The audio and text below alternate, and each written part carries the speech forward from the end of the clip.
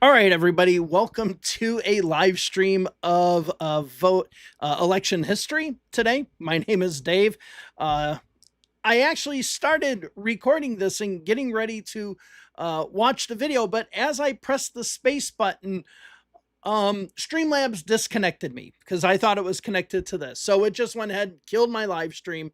So hopefully any of you who are watching the live stream and the other one, you've now been able to get to this one. So I'm going to go ahead and do the introduction again because yeah, you never know what's going to happen in a live stream. So, all right, so here we are. And what we're going to do, I've been wanting to do more live content. And one thing that I had thought about is looking at watching every single presidential debate live, every single general election debate. So this is going to start a series of videos that hopefully I'm going to do a live stream this time every Sunday to be able to watch these debates and try to figure out who I think won the debate or lost the debate in as much of a nonpartisan factor as I can. Now, when it does come to the most recent debates and having crazy candidates talking about people eating dogs, I probably will be very objectionable in those. Because you can be, because one side's actually winning, right? Um, but I guess I should have said subjectable, right? But you know what I mean. But I actually can be objectionable because one side purely did win that debate. But anyway, we're going to go through these debates. Today, we're going to start off with the Kennedy Nixon debate, the first one. And yes, every week we're going to go through the other debates in this series. So if there were multiple debates, and nowadays it's very common to have 3 debates, we're going to go through all 3 debates. So every week we'll have one and just keep on doing it until it's over. If this series is actually somewhat successful and get some people to watch, because you might not be watching it live right now, you might be watching it as a replay, then I might actually try to do maybe the Democratic and Republican primary debate. So there's a number of those out there as well. All right, so with that being the case, I just want to make two announcements, actually. One, if you want to support the channel, please go over to Patreon and support me there. Now, some of my Patreon members know that I have had a problem with Patreon. Patreon has not paid me for a month and a half, and I have been going through a dispute with them. Hopefully that's now going to change. Maybe we'll see in a few days, but go ahead and join me on Patreon. If this continues to be an issue on Patreon, then there might just have to be another method that I use. I'll keep you all updated on that. Obviously, subscribe to the channel and like the video. And the other thing is the next video is going to be coming out soon. I already have the script done and a lot of other stuff done. It's going to be a smaller video. I'm going to be doing a lot of smaller videos as well. This video is going to be about the 7, worst quotes or most damaging quotes, bad quotes that have come out of a candidate's mouth, or quotes kind of attacking somebody that kind of shows that it was the end of their campaign.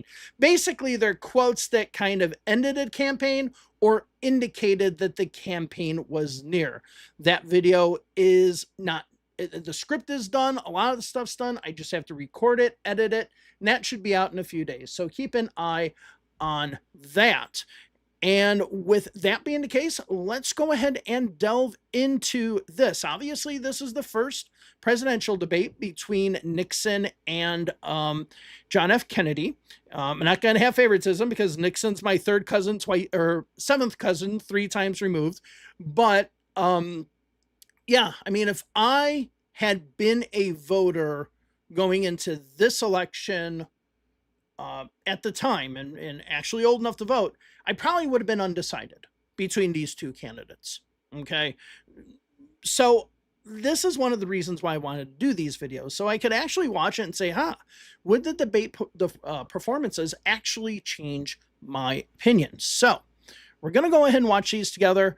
I'm going to try to pause it as minimal as possible, but yeah, we're going to go ahead and go through these. And now I know not to press the space button because of Streamlabs. All right, so here we go. The television and radio stations of the United States and their affiliated stations are proud to provide facilities for a discussion of issues in the current political campaign by the two major candidates for the presidency. The candidates need no introduction. The Republican candidate, Vice President Richard M. Nixon, and the Democratic candidate, Senator John F. Kennedy. According to rules set by the candidates themselves, each man shall make an opening statement of approximately 8 minutes duration and a closing statement of approximately 3 minutes duration. In between, the candidates will answer or comment upon answers to questions put by a panel of correspondents. In this, the first discussion in a series of 4 joint appearances, the subject matter has been agreed will be restricted to internal or domestic American matters. And now for the first opening statement by Senator John F. Kennedy. So I do want to make one little comment before we continue, because I notice it in the comments in this video right now, is the idea that those who watched it on television thought that Kennedy won, and those who watched it on radio thought that Nixon won. Okay. We don't know. I mean, with Kennedy, a lot of people said that they thought Kennedy won, but we really don't have any data when it comes to radio. Okay. The only bit of data, so you hear this, it's actually a myth, and I'm going to eventually make a video about campaign myths, like the Cronkite moment that I already did a video about and stuff. The whole thing about people listening to the debate on the radio and thought Nixon won, that literally was done with like a CBS news crew, just sitting there talking to like 3 or 4 people who were listening to it on their car. And they say, oh, we thought Nixon won. And then that created the myth of, oh, Nixon won amongst those people who listened to it on the radio. It's like a sample size of 5. So that's actually not a verifiable fact. So I just wanted to bring that point up. Mr. Smith, Mr. Nixon, in the election of 1860, Abraham Lincoln said the question was whether this nation could exist, half slave or half free. In the election of 1960, and with the world around us, the question is whether the world will exist, half slave or half free, whether it will move in the direction of freedom, in the direction of the road that we are taking, or whether it will move in the direction of slavery. I think it will depend in great measure upon what we do here in the United States, on the kind of society that we build, on the kind of strength that we maintain. We discussed tonight domestic issues, but I would not want that to be any implication to be given that this does not involve directly our struggle with Mr. Khrushchev for survival. Mr. Khrushchev is in New York, and he maintains the communist offensive throughout the world because of the productive power of the Soviet Union itself.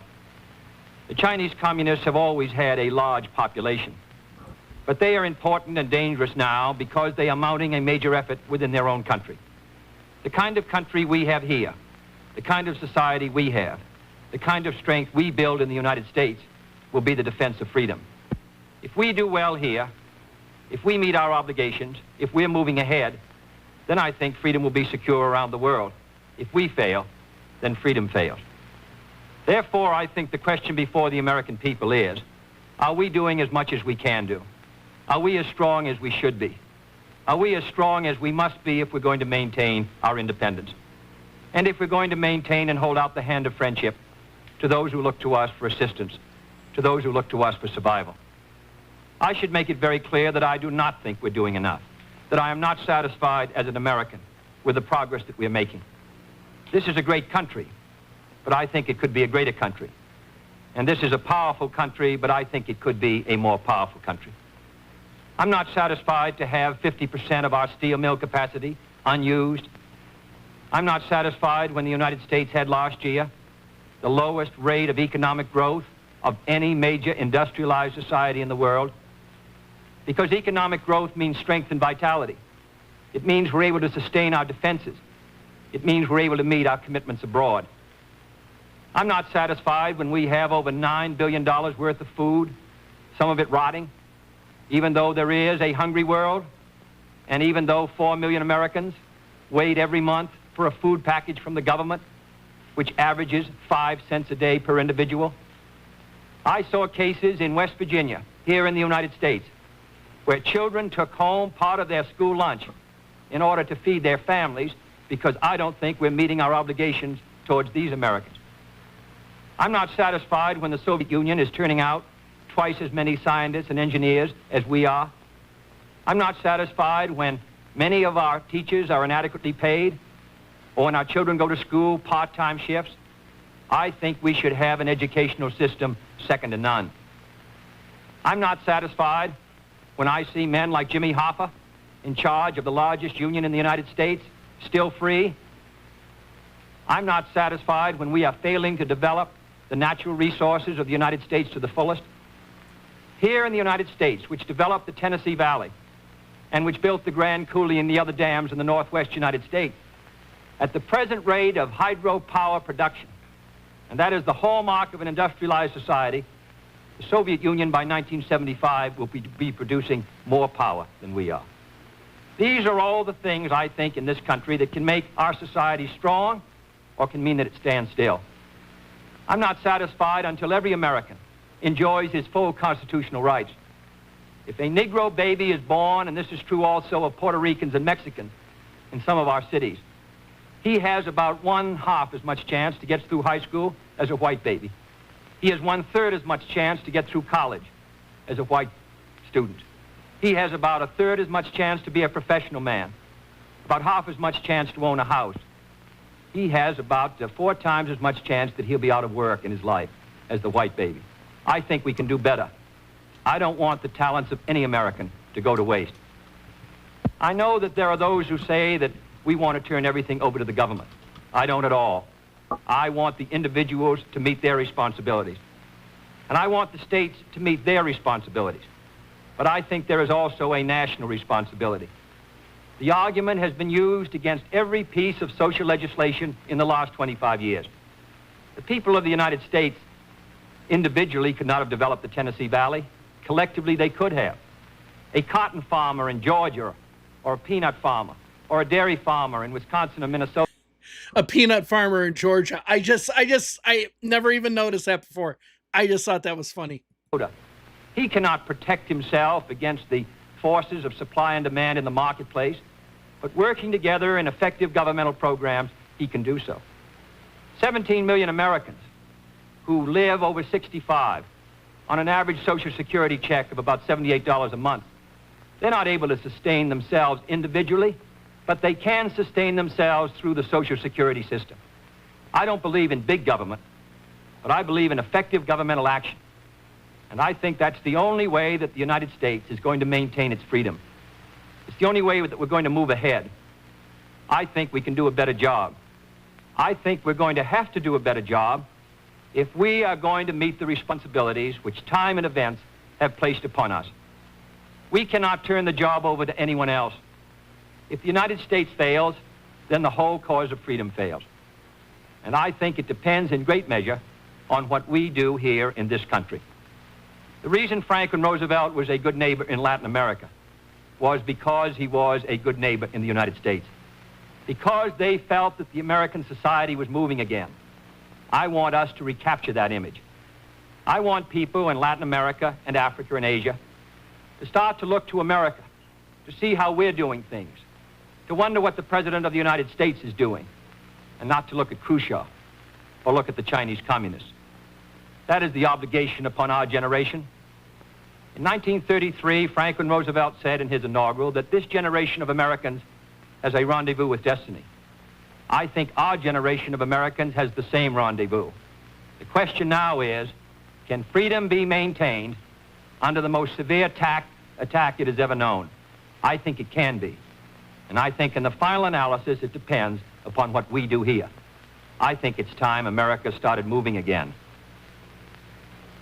I mean, I thought, okay, that was a long opening statement. I'm sure Nixon will have one too. Personally, there are these points in a debate, and the Democrats nowadays are really bad at this, trying to hit every single talking point. Like what he just said almost sounded like what we know nowadays of listening to the focus group and making sure you hit all the talking points. It did seem to be all over the place. And even though this is about domestic policy, he's really trying to interject the Soviets, the Soviets, the Soviets. Now, one of the things about Kennedy's campaign was that one of the big things that he really spoke about, like one of the cornerstones of his campaign, was that the Union was moving ahead of the United States when it came to technology, race to space, all these types of things. So that makes sense. But it didn't seem concise, it didn't seem clear, it seemed all over the place. um I didn't think it was that impressive. And now the opening statement by Vice President Richard M. Nixon. Mr. Smith, Senator Kennedy, the things that Senator Kennedy has said, many of us can agree with. There is no question but that we cannot discuss our internal affairs in the United States without recognizing that they have a tremendous bearing on our international position. There is no question but that this nation cannot stand still because we are in a deadly competition, a competition not only with the men in the Kremlin, but the men in Peking. We're ahead in this competition, as Senator Kennedy, I think, has implied. But when you're in a race, the only way to stay ahead is to move ahead. And I subscribe completely to the spirit that Senator Kennedy has expressed tonight, the spirit that the United States should move ahead. Where then do we disagree? I think we disagree on the implication of his remarks tonight and on the statements that he has made on many occasions during his campaign to the effect that the United States has been standing still. We heard tonight, for example, the statement made that our growth in national product last year was the lowest of any industrial nation in the world. Now, last year, of course, was 1958. That happened to be a recession year. But when we look at the growth of GNP this year, a year of recovery, we find that it's 6 9/10% and one of the highest in the world today. More about that later. Looking then to this problem of how the United States should move ahead and where the United States is moving, I think it is well that we take the advice of a very famous campaigner. Let's look at the record. Is the United States standing still? Is it true that this administration, as Senator Kennedy has charged, has been an administration of retreat, of defeat, of stagnation? Is it true that as far as this country is concerned, in the field of electric power, in all of the fields that he has mentioned, we have not been moving ahead? Well, we have a comparison that we can make. We have the record of the Truman administration of 7.5 years and the 7.5 years of the Eisenhower administration. When we compare these two records in the areas that Senator Kennedy has discussed tonight, I think we find that America has been moving ahead. Let's take schools. We have built more schools in these last 7.5 years than we built in the previous 7.5, for that matter, in the previous 20 years. Let's take hydroelectric power. We have developed more hydroelectric power in these 7.5 years than was developed in any previous administration in history. Let us take hospitals. We find that more have been built in this administration than in the previous administration. The same is true of highways. Let's put it in terms that all of us can understand. We often hear gross national product discussed, and in that respect, may I say that when we compare the growth in this administration with that of the previous administration, that then there was a total growth of 11% over 7 years. In this administration, there's been a total growth of 19% over 7 years. That shows that there's been more growth in this administration than in its predecessor. But let's not put it there. Let's put it in terms of the average family. What has happened to you? We find that your wages have gone up 5 times as much in the Eisenhower administration as they did in the Truman administration. What about the prices you pay? We find that the prices you pay went up 5 times as much in the Truman administration as they did in the Eisenhower administration. What's the net result of this? This means that the average family income went up 15% in the Eisenhower years as against 2% in the Truman years. Now, this is not standing still. But good as this record is, may I emphasize it isn't enough. A record is never something to stand on. It's something to build on. And in building on this record, I believe that we have the secret for progress. We know the way to progress. And I think, first of all, our own record proves that we know the way. Senator Kennedy has suggested that he believes he knows the way. I respect the sincerity with which he makes that suggestion. But on the other hand, when we look at the various programs that he offers, they do not seem to be new. They seem to be simply retreads of the programs of the Truman administration which preceded it. And I would suggest that during the course of the evening, he might indicate those areas in which his programs are new, where they will mean more progress than we had then. What kind of programs are we for? We are for programs that will expand educational opportunities, that will give to all Americans their equal chance for education, for all of the things which are necessary and dear to the hearts of our people. We are for programs, in addition, which will see that our medical care for the aged is much better handled than it is at the present time. Here again, may I indicate that Senator Kennedy and I are not in disagreement as to the aim. We both want to help the old people. We want to see that they do have adequate medical care. The question is the means. I think that the means that I advocate will reach that goal better than the means that he advocates. I could give better examples, but for whatever it is, whether it's in the field of housing or health or medical care or schools or the development of electric power, we have programs which we believe will move America, move her forward and build on the wonderful record that we have made over these past 7.5 years. Now, when we look at these programs, might I suggest that in evaluating them, we often have a tendency to say that the test of a program is how much you're spending. I will concede that in all the areas to which I have referred, Senator Kennedy would have the federal government spend more than I would have it spend. I costed out the cost of the Democratic platform. It runs a minimum of $13.2 billion a year more than we are presently spending to a maximum of $18 billion a year more than we're presently spending. Now, the Republican platform will cost more, too. It will cost a minimum of $4 billion a year more, a maximum of $4.9 billion a year more than we're presently spending. Now, does this mean that his program is better than ours? Not at all.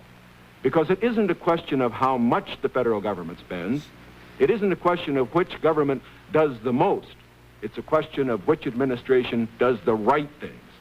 And in our case, I do believe that our programs will stimulate the creative energies of 180 million free Americans. I believe the programs that Senator Kennedy advocates will have a tendency to stifle those creative energies. I believe, in other words, that his programs would lead to the stagnation of the motive power that we need in this country to get progress. The final point that I would like to make is this. Senator Kennedy has suggested in his speeches that we lack compassion for the poor, for the old, and for others that are unfortunate. Let us understand throughout this campaign that his motives and mine are sincere. I know what it means to be poor. I know what it means to see people who are unemployed. I know Senator Kennedy feels as deeply about these problems as I do. But our disagreement is not about the goals for America, but only about the means to reach those goals. Okay, so first impressions off their opening statements. Personally, I think Nixon did significantly better than Kennedy did in that opening statement. Significantly better. We'll see what happens when we get into the questions. But I mean, we're already, I mean, we're at the 20-minute mark, but we didn't start at 20 minutes, but we are already a third of the way through. To me, I thought Nixon's response was significantly better. Kennedy was all over the place about everything and stuff like that. Nixon was like, we have this. Here's our solution. Here's what maybe compares it to Kennedy. Here's another thing. Boom, boom. Here's another thing. Boom, boom. He made it very clear as to what he was talking about. Whereas Kennedy, I felt like he was talking about Puerto Rican Americans, then talking about Khrushchev, then talking about steel, then talking about Jimmy Hoffa. It was like all over the place. To me, Nixon had significantly more of a better opening statement. Thank you, Mr. Nixon. That completes the opening statements, and now the candidates will answer questions or comment upon one another's answers to questions put by correspondents of the networks. The correspondents. I'm Sander Van Oker, NBC Sander Van News. Oker. I'm Charles Warren, Mutual News. I'm Stuart Novin, CBS News. Bob Fleming, ABC News. The first question to Senator Kennedy from Mr. Fleming. Senator, the Vice President in his campaign has said that you are naive and at times immature. He has raised the question of leadership. On this issue, why do you think people should vote for you rather than the Vice President? Well, the Vice President and I came to the Congress together. 1946, we both served in the Labor Committee. I've been there now for 14 years, the same period of time that he has. So that our experience in government is comparable. Secondly, I think the question is, what are the programs that we advocate? What is the party record that we lead? I come out of the Democratic Party, which in this century has produced Woodrow Wilson and Franklin Roosevelt and Harry Truman, and which supported and sustained these programs which I've discussed tonight. Mr. Nixon comes out of the Republican Party. He was nominated by it. And it is a fact that through most of these last 25 years, the Republican leadership has opposed federal aid for education, medical care for the aged, development of the Tennessee Valley, development of our natural resources. I think Mr. Nixon is an effective leader of his party. I hope he would grant me the same. The question before us is, which point of view and which party do we want to lead the United States? Mr. Nixon, would you like to comment on that statement? I have no comment. The next question, Mr. Novins. Mr. Vice President, your campaign stresses the value of your 8-year experience, and the question arises as to whether that experience was as an observer or as a participant or as an initiator of policy making. Would you tell us, please, specifically what major proposals you have made in the last 8 years that have been adopted by the administration? It would be rather difficult to cover them in 2.5 minutes. I would suggest that these proposals could be mentioned. First, after each of my foreign trips, I have made recommendations that have been adopted. For example, after my first trip abroad, I strongly recommended that we increase our exchange programs, particularly as they related to exchange of persons, of leaders in the labor field and in the information field. After my trip to South America, I made recommendations that a separate inter-American lending agency be set up, which the South American nations would like much better than to participate in the lending agencies which treated all the countries of the world the same. I have made other recommendations after each of the other trips. For example, after my trip abroad to Hungary, I made some recommendations with regard to the Hungarian refugee situation, which were adopted not only by the President, but some of them were enacted into law by the Congress. Within the administration, as a chairman of the President's Committee on Price Stability and Economic Growth, I have had the opportunity to make recommendations which have been adopted within the administration and which I think have been reasonably effective. I know Senator Kennedy suggested in a speech at Cleveland yesterday that that committee had not been particularly effective. I would only suggest that while we do not take the credit for it, I would not presume to, that since that committee has been formed, the price line has been held very well within the United States. Well, I would say in the latter that and that's what I found somewhat unsatisfactory about the figures, Mr. Nixon, that you used in your previous speech. When you talk about the Truman administration, Mr. Truman came to office in 1944 and at the end of the war, and difficulties that were facing the United States during that period of transition, 1946 when price controls were lifted. So it's rather difficult to use an overall figure of taking those 7.5 years and comparing them to the last 8 years. I'd prefer to take the overall percentage record of the last 20 years of the Democrats and the 8 years of the Republicans to show an overall period of growth. In regard to price stability, I'm not aware that that committee did produce recommendations that ever were certainly before the Congress from the point of view of legislation in regard to controlling prices. In regard to the exchange of students, of labor unions, I am chairman of the subcommittee on Africa, and I think that one of the most unfortunate phases of our policy towards that country was the very minute number of exchanges that we had. I think it's true of Latin America also. We did come forward with a program of students for the Congo of over 300, which was more than the federal government had for all of Africa the previous year. So that I don't think that we have moved, at least in those two areas, with sufficient vigor. The next question to Senator Kennedy from Mr. Warren. Senator Kennedy, during your brief speech a few minutes ago, you mentioned farm surpluses. That's correct. I'd like to ask this. It's a fact, I think, that presidential candidates traditionally make promises to farmers. Lots of people, I think, don't understand why the government pays farmers for not producing certain crops, or paying farmers if they overproduce, for that matter. Now, let me ask, sir, why can't the farmer operate like the businessman who operates a factory? If an auto company overproduces a certain model car, Uncle Sam doesn't step in and buy up the surplus. Why this constant courting of the farmer? Well, because I think that if the federal government moved out of the program and withdrew its supports, then I think you would have complete economic chaos. The farmer plants in the spring and harvests in the fall. There are hundreds of thousands of them. They're not able to control their market very well. They bring their crops in or their livestock in, many of them about the same time.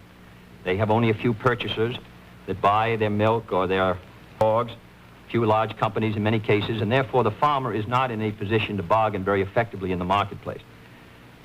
I think the experience of the 20s has shown what a free market could do to agriculture. And if the agricultural economy collapses, then the economy of the rest of the United States sooner or later will collapse. The farmers are the #1 market for the automobile industry of the United States. The automobile industry is the #1 market for steel. So if the farmer's economy continues to decline as sharply as it has in recent years, then I think you would have a recession in the rest of the country. So I think the case for the government intervention is a good one. Secondly, my objection to present farm policy is that there are no effective controls to bring supply and demand into better balance. The dropping of the support price in order to limit production has not worked. And we now have the highest surpluses, $9 billion worth. We've had a higher tax load from the Treasury for the farmer in the last few years with the lowest farm income in many years. I think that this farm policy has failed. And my judgment, the only policy that will work will be for effective supply and demand to be in balance. And that can only be done through governmental action. I therefore suggest that in those basic commodities which are supported, that the federal government, after endorsement by the farmers in that commodity, attempt to bring supply and demand into balance, attempt effective production controls so that we won't have that 5 or 6% surplus which breaks the price 15 or 20%. I think Mr. Benson's program has failed. And I must say, after reading the Vice President's speech before the farmers as he read mine, I don't believe that it's very much different from Mr. Benson. I don't think it provides effective governmental controls. I think the support prices are tied to the average market price of the last 3 years, which was Mr. Benson's theory. I therefore do not believe that this is a sharp enough breach with the past to give us any hope of success for the future. Mr. Nixon? Okay, little plug. If you want to watch a video about Kennedy's first campaign, I got one about that. And when he talked about Benson, that's Ezra Taft Benson, former Agriculture Commission and leader of the LDS Church. You can go over to my Utah history and watch that. So far, I thought those two answers, I think the answers by both candidates have been really good. I think Kennedy's answers have been a little bit better. Let's see what Nixon has to say. Comment? I, of course, disagree with Senator Kennedy insofar as his suggestion as to what should be done on the farm program. He has made the suggestion that what we need is to move in the direction of more government controls, a suggestion that would also mean raising prices that the consumers pay for products and imposing upon the farmers controls on acreage even far more than they have today. I think this is the wrong direction. I don't think this has worked in the past. I do not think it will work in the future. The program that I have advocated is one which departs from the present program that we have in this respect. It recognizes that the government has a responsibility to get the farmer out of the trouble he presently is in because the government got him into it. And that's the fundamental reason why we can't let the farmer go by himself at the present time. The farmer produced these surpluses because the government asked him to through legislation during the war. Now that we have these surpluses, it's our responsibility to indemnify the farmer during that period that we get rid of the surpluses. Until we get the surpluses off the farmer's back, however, we should have a program, such as I announced, which will see that farm income holds up. But I would propose holding that income up not through a type of program that Senator Kennedy has suggested that would raise prices, but one that would indemnify the farmer, pay the farmer in kind from the products which are in surplus. The next question to And Vice we saw President the same Nixon problem from Mr. today. Van Oker. Mr. Vice President, since the question of executive leadership is a very important campaign issue, I'd like to follow Mr. Noven's question. Now, Republican campaign slogans, you'll see them on signs around the country as we did last week, say, it's experience that counts. That's over a picture of yourself, sir. Implying that you've had more governmental, executive decision-making experience than your opponent. Now, in his news conference on August 24th, President Eisenhower was asked to give one example of a major idea of yours that he adopted. His reply was, and I'm quoting, "If you give me a week, I might think of one. I don't remember." Now, that was a month ago, sir, and the President hasn't brought it up since. And I'm wondering, sir, if you can clarify which version is correct, the one put out by Republican campaign leaders or the one put out by President Eisenhower? Well, I would suggest, Mr. Van Oker, that if you know the President, that was probably a facetious remark. I would also suggest that insofar as his statement is concerned, that I think it would be improper for the President of the United States to disclose the instances in which members of his official family had made recommendations, as I have made them through the years, to him which he has accepted or rejected. The President has always maintained, and very properly so, that he is entitled to get what advice he wants from his cabinet and from his other advisors without disclosing that to anybody, including, as a matter of fact, the Congress. Now, I can only say this. Through the years, I have sat in the National Security Council. I have been in the cabinet. I have met with the legislative leaders. I have met with the President when he made the great decisions with regard to Lebanon, Kimoy Matsu, other matters. The President has asked for my advice. I have given it. Sometimes my advice has been taken. Sometimes it is not. I do not say that I have made the decisions, and I would say that no president should ever allow anybody else to make the major decisions. The President only makes the decisions. All that his advisors do is to give counsel when he asks for it. As far as what experience counts and whether that is experience that counts, that isn't for me to say. I can only say that my experience is there for the people to consider. Senator Kennedy's is there for the people to consider. As he pointed out, we came to the Congress in the same year. His experience has been different from mine. Mine has been in the executive branch. His has been in the legislative branch. I would say that the people now have the opportunity to evaluate his as against mine, and I think both he and I are going to abide by whatever the people decide. Senator Kennedy? Well, I'll just say that the question is of experience, and the question also is what our judgment is of the future, and what our goals are for the United States, and what ability we have to implement those goals. Abraham Lincoln came to the presidency in 1860 after a rather little-known session in the House of Representatives, and after being defeated for the Senate in 58 and was a distinguished president. There is no certain road to the presidency. There are no guarantees. Oh, we know now. If you take one road or another, that you will be a successful president. I have been in the Congress for 14 years. I have voted in the last 8 years, and the Vice President was presiding over the Senate and meeting his other responsibilities. I have met decisions over 800 times on matters which affect not only the domestic security of the United States, but as a member of the Senate Foreign Relations Committee. The question really is, which candidate and which party can meet the problems that the United States is going to face in the 60s? The next question to Senator Kennedy from Mr. Novens. Senator Kennedy, in connection with these problems of the future that you speak of and the program that you enunciated earlier in your direct talk, you call for expanding some of the welfare programs for schools, for teacher salaries, medical care, and so forth, but you also called for reducing the federal debt. Judgment, the hard money, tight money policy, fiscal policy of this That's administration unfortunate. has contributed to the slowdown in our economy, which helped bring the recession of 54, which made the recession of 58 rather intense, and which has slowed somewhat our economic activity in 1960. What I have talked about, however, the kind of programs that I talk about, in my judgment, are fiscally sound. Medical care for the aged, I would put under Social Security. The Vice President and I disagree on this. The program, the Nixon or the Nixon-Javits program, would have cost, if fully used, $600 million by the government per year and $600 million by the state.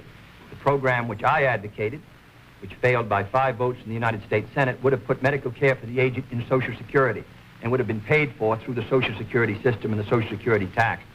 Secondly, I support federal aid to education and federal aid for teachers' salaries. I think that's a good investment. I think we're going to have to do it. And I think to heap the burden further on the property tax, which is already strained in many of our communities, will ensure, in my opinion, that many of our children will not be adequately educated and many of our teachers not adequately compensated. There is no greater return to an economy or to a society than an educational system second to none. On the question of the development of natural resources, I would pay as you go, in the sense that they would be balanced and the power revenues would bring back sufficient money to finance the projects in the same way as the Tennessee Valley. I believe in the balanced budget, and the only conditions under which I would unbalance the budget would be if there was a grave national emergency or a serious recession. Otherwise, with a steady rate of economic growth, and Mr. Nixon and Mr. Rockefeller in their meeting said a 5% economic growth would bring by 1962 $10 billion extra in tax revenues. Whatever is brought in, I think that we can finance essential programs within a balanced budget if business remains orderly. Mr. Nixon, your comment? I mean, it seems like, and it does seem like by that response, I would have to actually look at Kennedy's presidency. By that response, it does seem like much of the Great Society that we associate with LBJ might have, like Medicare, might have moved forward with Kennedy as well. I would have to go back and look at why Kennedy didn't push it as aggressively, but he does talk about that here. So I thought that was interesting. I think what Mr. Novins is referring to was not one of Senator Kennedy's speeches, but the Democratic platform, which did mention cutting the national debt. I think, too, that it should be pointed out that, of course, it is not possible, particularly under the proposals that Senator Kennedy has advocated, either to cut the national debt or to reduce taxes. As a matter of fact, it will be necessary to raise taxes. As Senator Kennedy points out, that as far as his one proposal is concerned, it's going to be necessary to raise taxes. Imagine, okay, you have a Republican saying that here. Imagine a Democrat saying that, right? Which, by the way, spoiler alert from my video that I'm doing right now. Yes, Walter Mondale's quote at the 1984 Democratic Convention about taxes will be in it. the one for medical care for the aged, that would be financed out of Social Security. That, however, is raising taxes for those who pay Social Security. He points out that he would make pay-as-you-go be the basis for our natural resources development. Where our natural resources development, which I also support incidentally, however, whenever I don't know, and this is what I want to say now that I'm listening, it kind of came across that way. I don't know if he supported raising taxes as much as he's just saying if Kennedy wants to implement this stuff, you would have to raise taxes. And appropriate money for one of these projects. You have to pay now and appropriate the money, and while they eventually do pay out, it doesn't mean that the government doesn't have to put out the money this year. And so I would say that in all of these proposals Senator Kennedy has made, they will result in one of two things. Either he has to raise taxes or he has to unbalance the budget. If he unbalances the budget, that means you have inflation, and that will be, of course, a very cruel blow to the very people, the older people that we've been talking about. As far as aid for school construction is concerned, I favor that, as Senator Kennedy did in January of this year, when he said he favored that rather than aid to teacher salaries. I favor that because I believe that's the best way to aid our schools without running any risk whatever of the federal government telling our teachers what to teach. The next question to Vice President Nixon from Mr. Warren. Mr. Vice President, you mentioned schools. It was just yesterday, I think you asked for a crash program to raise education standards. And this evening you talked about advances in education. Mr. Vice President, you said it was back in 1957 that salaries paid to school teachers were nothing short of a national disgrace. Higher salaries for teachers, you added, were important, and if the situation wasn't corrected, it would lead to a national disaster. Yet you refused to vote in the Senate in order to break a tie vote when that single vote, if it had been yes, would have granted salary increases to teachers. I wonder if you could explain that, sir. Awfully glad you got that question, because as you know, I got into it at the last of my other question, wasn't able to complete the argument. I think that the reason that I voted against having the federal government pay teacher salaries was probably the very reason that concerned Senator Kennedy when in January of this year, in his kickoff press conference, he said that he favored aid for school construction but at that time did not feel that there should be aid for teacher salaries. At least that's the way I read his remarks. Now, why should there be any question about the federal government aiding teacher salaries? Why did Senator Kennedy take that position then? Why do I take it now? We both took it then, and I take it now for this reason. We want higher teacher salaries. We need higher teacher salaries. But we also want our education to be free of federal control. When the federal government gets the power to pay teachers, inevitably, in my opinion, it will acquire the power to set standards and to tell the teachers what to teach. I think this would be bad for the country. I think it would be bad for the teaching profession. There is another point that should be made. I favor higher salaries for teachers. But as Senator Kennedy said in January of this year in the same press conference, the way that you get higher salaries for teachers is to support school construction, which means that all the local school districts in the various states then have money which is freed to raise the standards for teacher salaries. I should also point out this.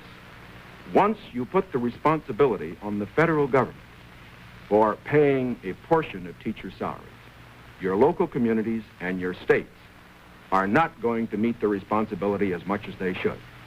I believe, in other words, that we have seen the local communities in the states assuming more of that responsibility. Teacher salaries, very fortunately, have gone up 50% in the last 8 years, as against only a 34% rise for other salaries. This is not enough. It should be more. But I do not believe that the way to get more salaries for teachers is to have the federal government get in with a massive program. My objection here is not the cost in dollars. My objection here is the potential cost in controls and eventual freedom for the American people. And this was the Reagan argument in 1980, right? If any of you, and in 76, if any of you watch my video about the 1976 Republican primaries, that's one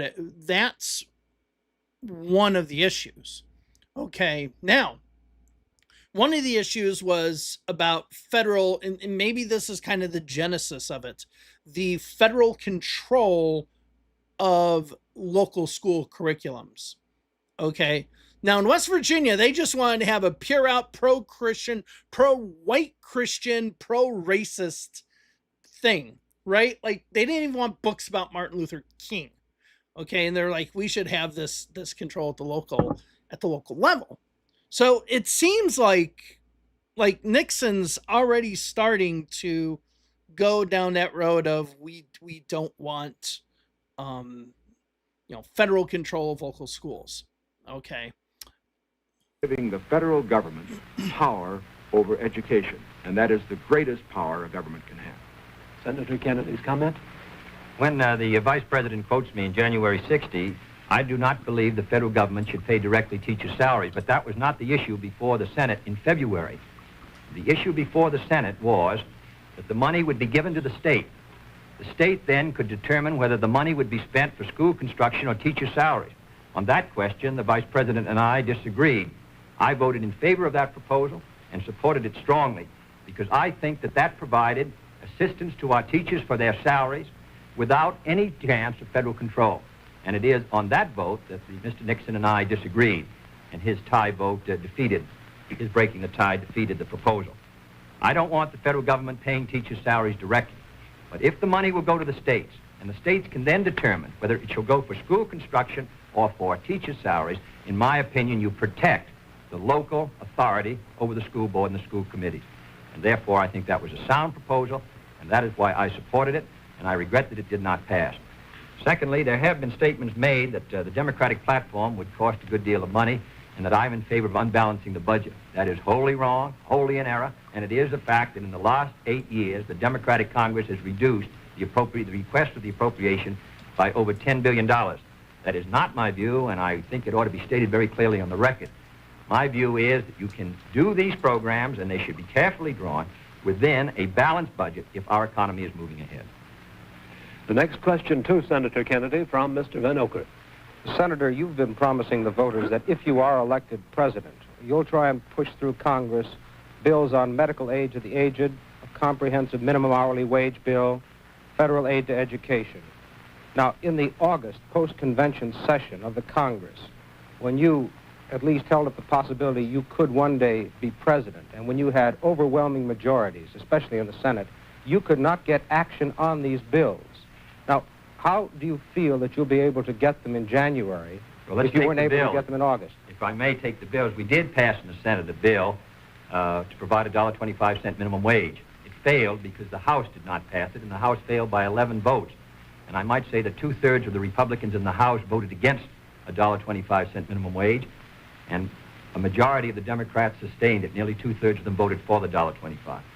We were threatened by a veto if we passed $1.25, and it's extremely difficult, with the great power that the president does, to pass any bill when the president is opposed. All the president needs to sustain his veto of any bill is 1/3 + 1 in either the House or the Senate. Secondly, we passed a federal aid to education bill in the Senate. It failed to come to the floor of the House of Representatives. It was killed in the Rules Committee.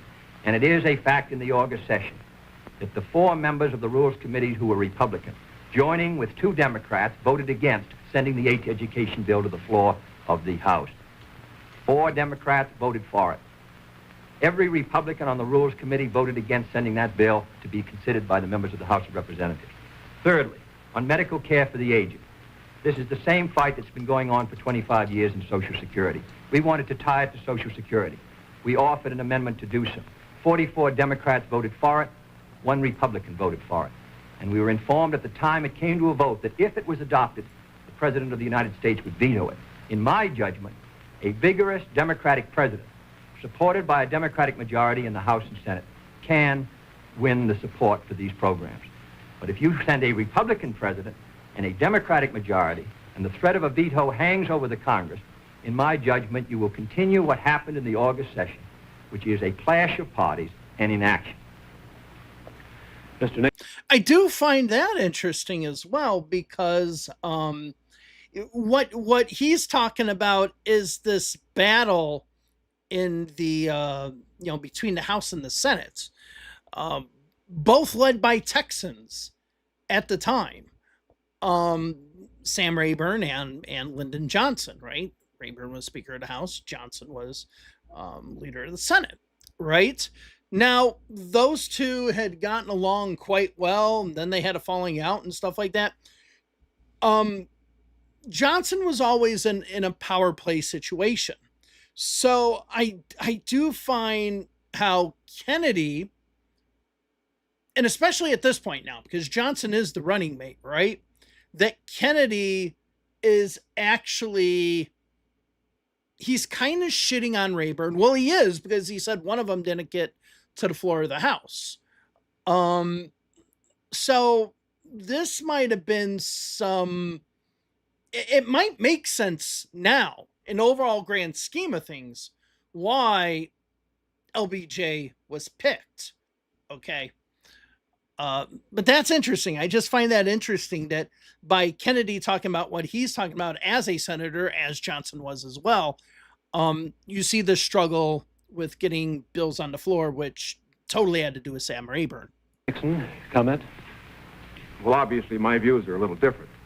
First of all, I don't see how it's possible for a 1/3 of a body, such as the Republicans have in the House and the Senate, to stop 2/3 if the 2/3 are adequately led. I would say, too, that when Senator Kennedy refers to the action of the House Rules Committee, there are 8 Democrats on that committee and 4 Republicans. It would seem to me, again, that it is very difficult to blame the 4 Republicans for the 8 Democrats not getting something through that particular committee. I would say further that to blame the president and his veto power for the inability of the senator and his colleague to get action in this special session misses the mark.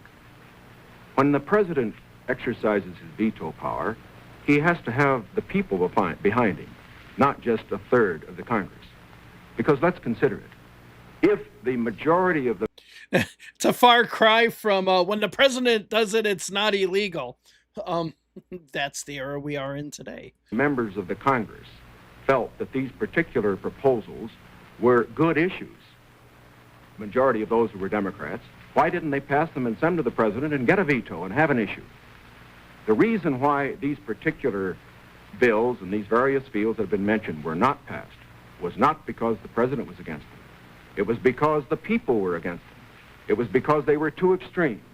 And I am convinced that the alternate proposals that I have, that the Republicans have in the field of health, in the field of education, in the field of welfare, because they are not extreme, because they will accomplish the end without too great cost in dollars or in freedom, that they could get through the next Congress. The next question to Vice President Nixon from Mr. Fleming. Mr. Vice President, do I take it then you believe that you could work better with Democratic majorities in the House and Senate, and Senator Kennedy could work with Democratic majorities in the House and Senate? I would say this, that we, of course, expect to pick up some seats in both in the House and the Senate. We would hope to control the House, to get a majority in the House in this election. We cannot, of course, control the Senate. I would say that a president will be able to lead. A president will be able to get his program through to the effect that he has the support of the country, the support of the people. Sometimes we get the opinion that in getting programs through the House or the Senate, it's purely a question of legislative finagling and all that sort of thing. It isn't really that. Whenever a majority of the people are for a program, the House and the Senate responds to it. And whether this House and Senate in the next session is Democratic or Republican, if the country will have voted for the candidate for the presidency and for the proposals that he has made, I believe that you will find that the president, if it were a Republican, as it would be in my case, would be able to get his program through that Congress.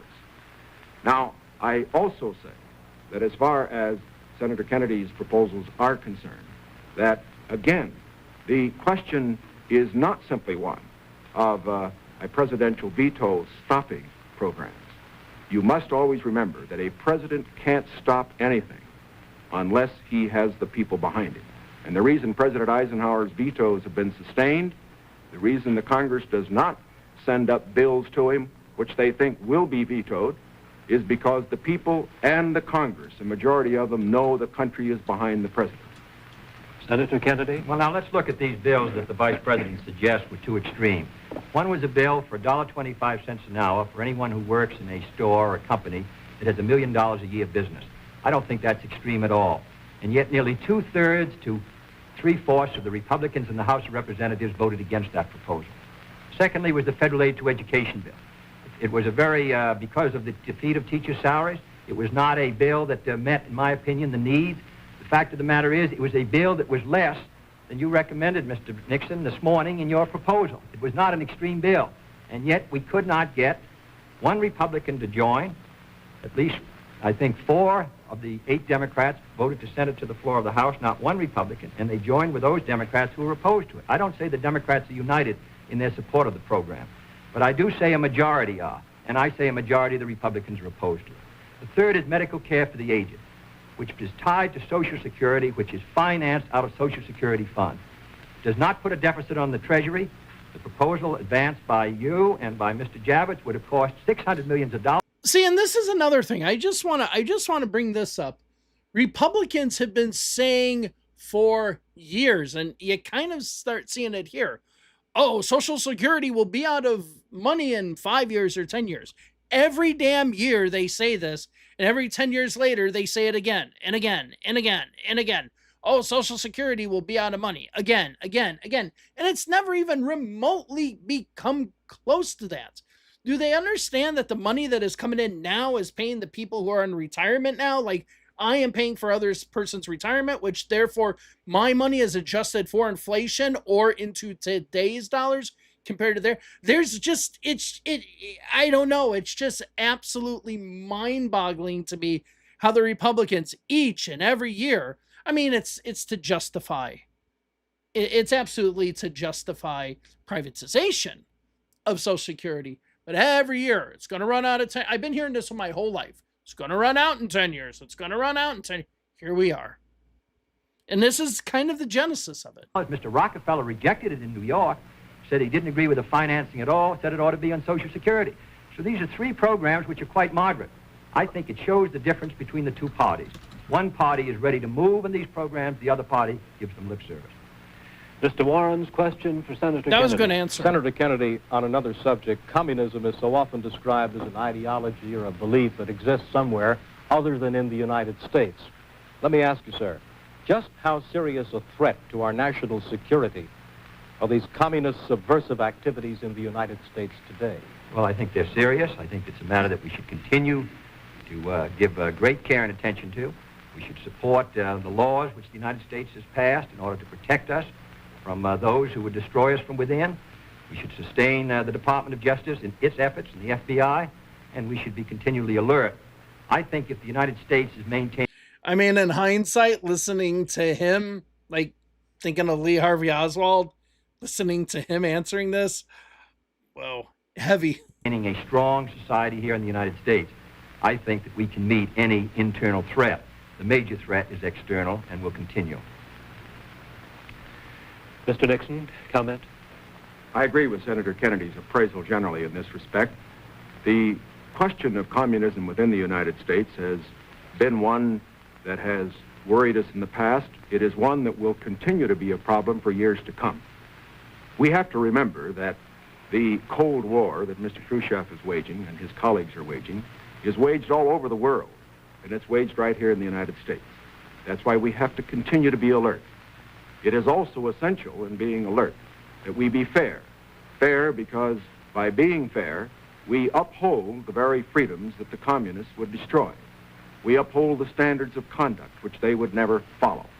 And in this connection, I think that we must look to the future, having in mind the fact that we fight communism at home, not only by our laws to deal with communists, the few who do become communists and the few who do become fellow travelers, but we also fight communism at home by moving against those various injustices which exist in our society, which the communists feed upon.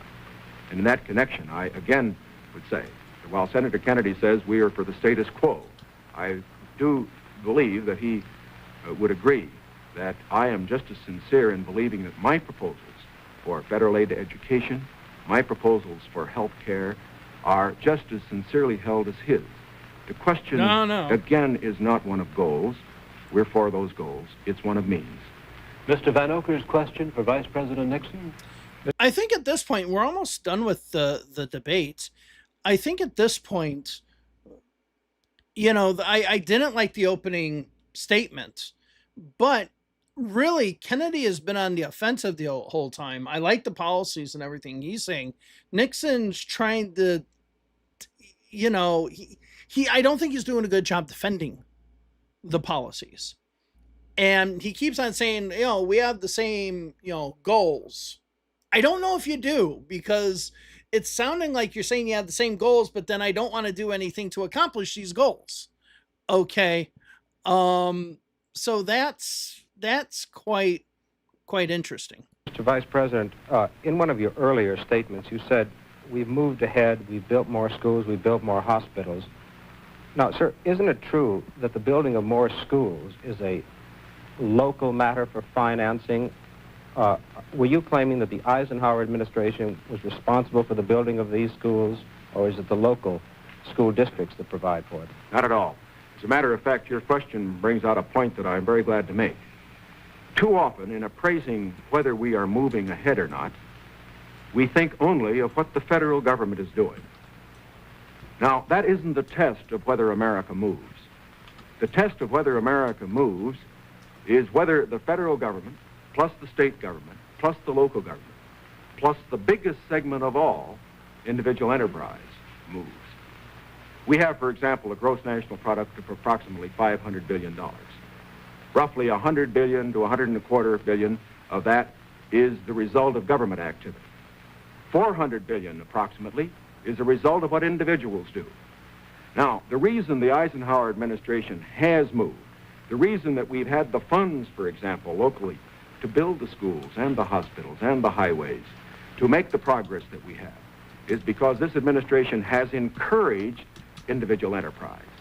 And it has resulted in the greatest expansion of the private sector of the economy that has ever been witnessed in an 8-year period. And that is growth. That is the growth that we are looking for, It is the growth that this administration has supported and that its policies have stimulated. Senator Kennedy? Well, I must say, I think the reason that the schools have been constructed is because the local school districts were willing to increase the property taxes to a tremendously high figure. In my opinion, almost the point of diminishing returns in order to sustain these schools. Secondly, I think we have a rich country, and I think we have a powerful country. I think what we have to do, however, is have the president and the leadership set before our country exactly what we must do in the next decade if we're going to maintain our security in education, in economic growth, in development of natural resources. The Soviet Union is making great gains. It isn't enough to compare what might have been done 8 years ago, or 10 years ago, or 15 years ago, or 20 years ago. I want to compare what we're doing with what our adversaries are doing, so that by the year 1970, the United States is ahead in education, in health, in building, in homes, in economic strength. I think that's the big assignment, the big task, the big function of the federal government. Can I have the summation time, please? We've completed our questions and our comments, and in just a moment we'll have the summation time. This will allow 3 minutes and 20 seconds for the summation by each candidate. 3 minutes and 20 seconds for each candidate. Vice President Nixon, will you make the first summation? Here we go. Smith. Senator Kennedy, first of all, I think it is well to put in perspective where we really do stand with regard to the Soviet Union in this whole matter of growth. The Soviet Union has been moving faster than we have, but the reason for that is obvious. They start from a much lower base. Although they have been moving faster in growth than we have, we find, for example, today, that their total gross national product is only 44% of our total gross national product. That's the same percentage that it was 20 years ago. And as far as the absolute gap is concerned, we find that the United States is even further ahead than it was 20 years ago. Is this any reason for complacency? Not at all. Because these are determined men. They are fanatical men. And we have to get the very most out of our economy. I agree with Senator Kennedy completely on that score. Where we disagree is in the means that we would use to get the most out of our economy. I respectfully submit that Senator Kennedy too often would rely too much on the federal government, on what it would do to solve our problems, to stimulate growth.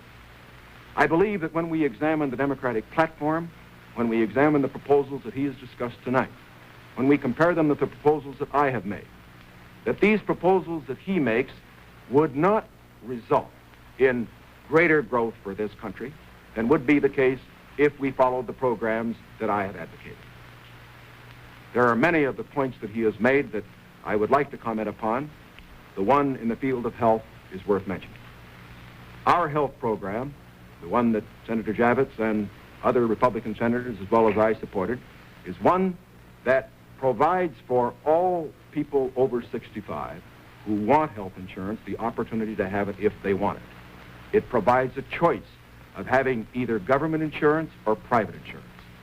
But it compels nobody to have insurance who does not want it. His program under Social Security would require everybody who had Social Security to take government health insurance whether he wanted it or not. And it... I hate to say this, that just comes to a point of common sense.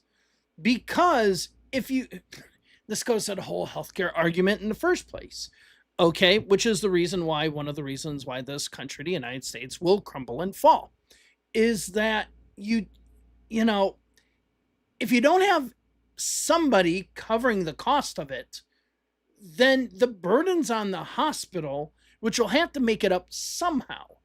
So, he's sitting there saying, oh, if somebody is 65 years old and doesn't want health insurance, then they go in and have a heart attack, but they live, they don't die.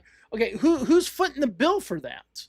Now, granted, we are in a time here where healthcare costs were significantly less than what they were now. And I'm not talking about overall dollars. I'm talking about even comparing today's dollars to 1960.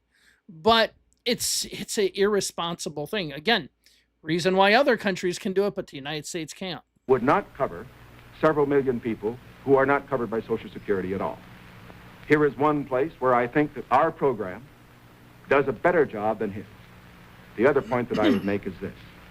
This downgrading of how much things cost, I think many of our people will understand better when they look at what happened during the Truman administration, when the government was spending more than it took in. We found savings over a lifetime eaten up by inflation. We found the people who could least afford it, people on retired incomes, people on fixed incomes, we found them unable to meet their bills at the end of the month. It is essential that a man who's president of this country certainly stand for every program that will mean for growth. See, and this is, okay, this goes back to, okay, the whole entire point. You're talking about how all these seniors don't have health care. They can't pay bills at the end of the month. They can't do this. They can't do that. That's why you need a stronger social welfare system.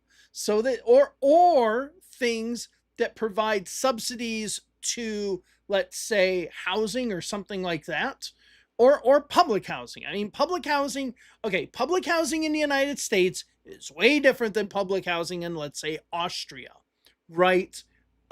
He's making the point actually against his argument, which I find interesting. And I stand for programs that will mean growth and progress.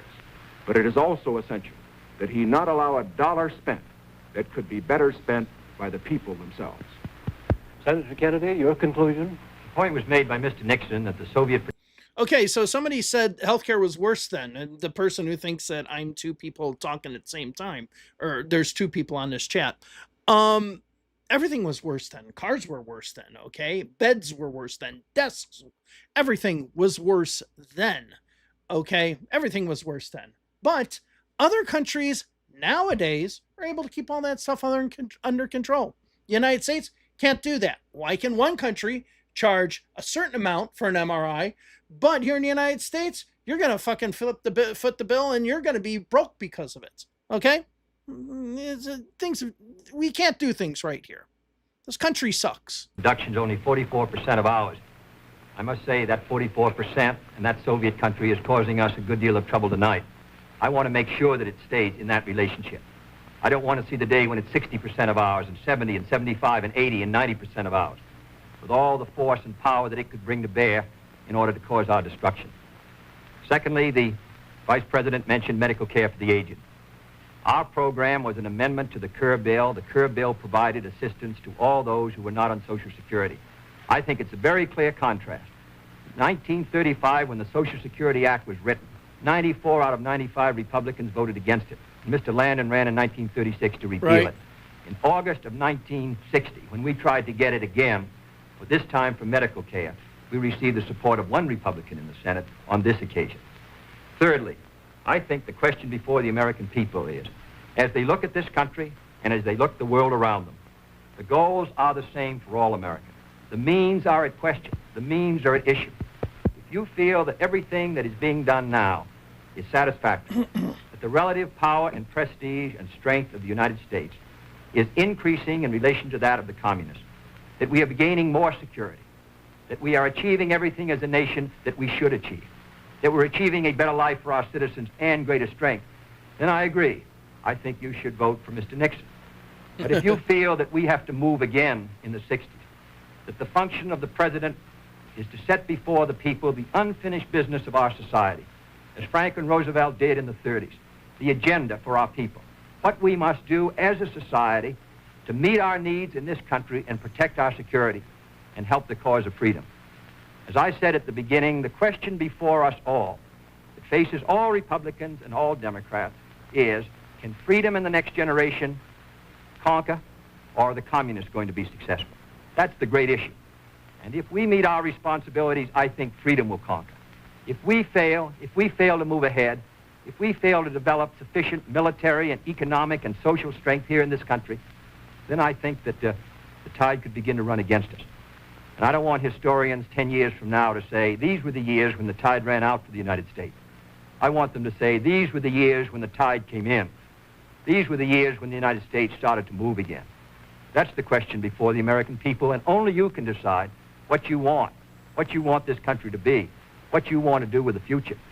I think we're ready to move, and it is to that great task. Thank you very much, gentlemen. This hour has gone by all too quickly. All right, so we're done. quickly. Have him with his eyes closed. I'll go ahead and take these off. All right, so we're done with the debate here. Overall, I'll have to say, as I mentioned at the beginning, I thought Kennedy's intro was his opening statement was just long, rambling stuff like that. I thought Nixon's was very short, concise, to the point. But as the questions came, I thought Kennedy dominated. He had clear plans. He had he had plans. He had how he was going to accomplish them. He had what he wanted to accomplish, and all that. He was able to explain more. He was able to go on the attack against Nixon more. Nixon was just like, we have the same goals, but I'm not going to give you what you need to reach those goals, right? Everything that he said he wanted to do, he didn't really have an answer for. Okay, like when talking about the teachers and increasing schools and or increasing teacher pay and building schools. When it came to healthcare for seniors, when it came to other things, he didn't have like a real plan.